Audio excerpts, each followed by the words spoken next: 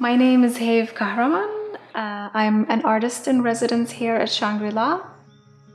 My name is Sizar and I am Hayv's mom.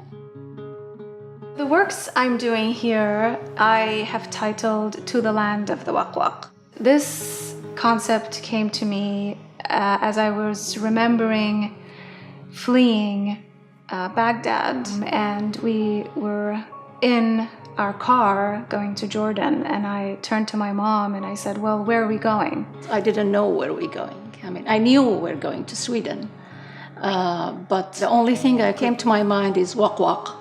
Waqwaq, which means faraway place, an unknown destiny. Waqwaq has become this kind of terminology in colloquial Arabic to describe this really faraway, magical, wondrous, utopian land. That was where we were going, to this, imagined place.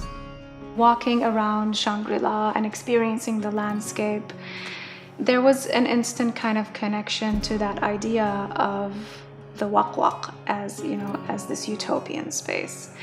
And what I wanted to do is also combine the mythologies of the land of the Waqwaq with the Hawaiian mythology. Maybe I should go back to the various descriptions of the land of the Waqwaq. One of them that stood out to me was the description of the tree of the Waqwaq that bears fruit in the shape of nude women, and they're hanging by their hair. So when the wind comes, they utter the sound of the Waqwaq. And if you are a male who cut her hair and cut that fruit, you have the ability to have sexual intercourse with her as much as you want until she dies. It's almost like the fantasy of the male medieval Arab man. So looking at the Hawaiian mythology, that is really kind of empowers the role of women, I was really interested in Kapo, the goddess Kapo,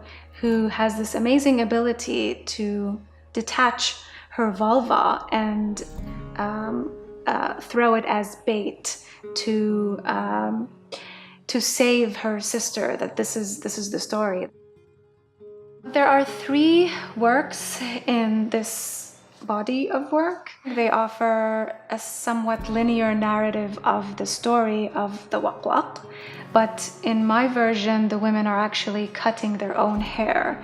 So they're taking responsibility for their own lives. You have a figure, a representation of Kapo herself, so she's throwing her vulva, and there's a tree also behind her, and you can kind of see the residue of the hair as fruit. So several women have already cut and emancipated themselves. You have a woman facing you directly, so looking right at you, at the audience. She is holding a pair of scissors. That act of cutting is a violent act, and I want it to be. There's a resistance to something that's very sort of strong and patriarchal and colonial. For me, there's the concept of home is very foreign. Even thinking about what home is.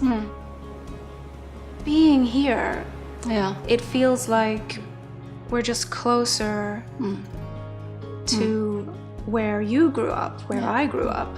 Even though for me that memory is very distant, there's still a connection. How do you feel about being here? The first time I came in, I had a strong connection to this place. The colors, all kind of these paintings and things on the walls, and it reminds me of my great-grandfather's shrine. It's been really great to have my mom here, because I know that she feels an affinity with this space. For me, that's invaluable. We're together also, with a small little generation, with a granddaughter. So it feels wonderful. It makes me happy, actually. It's home.